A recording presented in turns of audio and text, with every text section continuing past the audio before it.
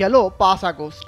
শেখ হাসিনা সরকারের পরিবর্তনের পর একে একে দেশ ছাড়েন প্রভাবশালী এমপি মন্ত্রী ও ক্ষমতাসীন দলের নেতাকর্মীরা। এই তালিকায় আছেন পুলিশ বাহিনীর শীর্ষ কর্মকর্তারাও।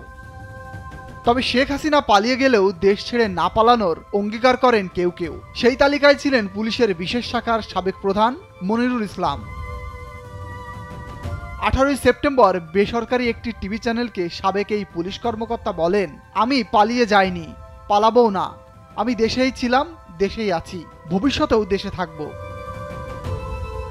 তবে শেষ পর্যন্ত তিনি কথা রাখেননি, দেশ ছেড়ে পালিয়েছেন। বর্তমানে তিনি ভারতের রাজধানী দিল্লিতে অবস্থান করছেন। তবে কিভাবে সেখানে গিয়েছেন সেটি স্পষ্ট না করলেও দেশ ছাড়ার বিষয়টি নিশ্চিত করেছেন বিভিন্ন সূত্র।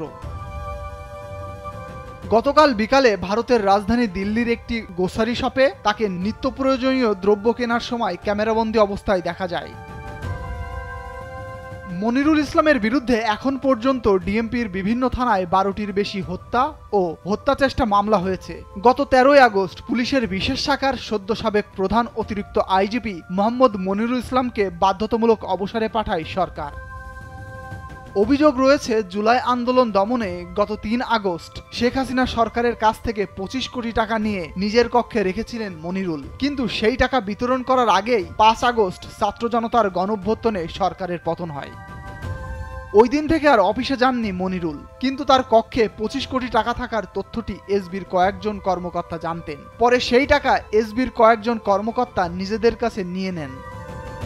তবে ছাত্র আন্দোলন দমনের জন্য 25 কোটি টাকা আনার বিষয়টি অস্বীকার করেন এই কর্মকর্তা। তিনি দাবি করেছিলেন টাকা আনার কোনো ঘটনা ঘটেনি। এসবি তো অপারেশনাল ফোর্স না, এসবি হলো ইন্টেলিজেন্স ফোর্স, ফাইটিং ফোর্স না, সুতরাং এমন টাকা আনার প্রশ্নই ওঠে না, পুরো বিষয়টি ভুয়া। 2021 সালের 14 মার্চ পুলিশের counter terrorism and transnational crime ইউনিটের প্রধান থেকে এসবি প্রধানের দায়িত্ব দেওয়া হয়েছিল মনিরুল ইসলামকে।